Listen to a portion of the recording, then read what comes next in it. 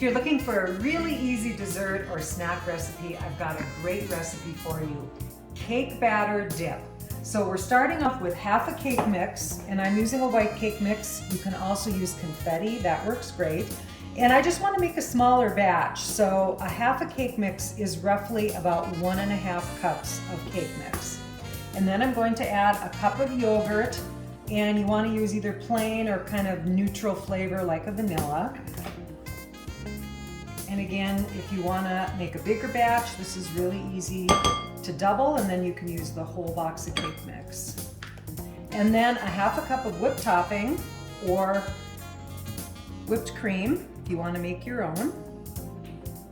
And that's it. And then just mix it up. I do have my hand mixer here too, so maybe I'll just use that for a minute.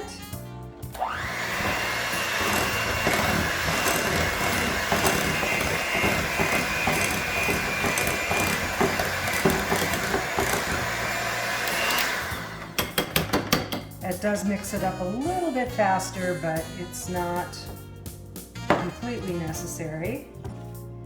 And then I opted not to use a confetti cake mix. I just decided, being the 4th of July is right around the corner, I thought it would be fun to have some red, white, and blue M&Ms. So I'm just gonna stir some of those in. I have about a 1/3 cup there.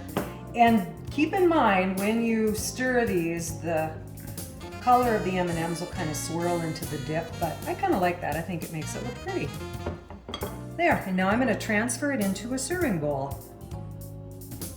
And then I'm going to garnish with a few extra M&Ms. You can't have too many M&Ms. And then serve with graham crackers or Nilla wafers or animal crackers, some type of slightly sweet cracker. There you have it, cake batter dip.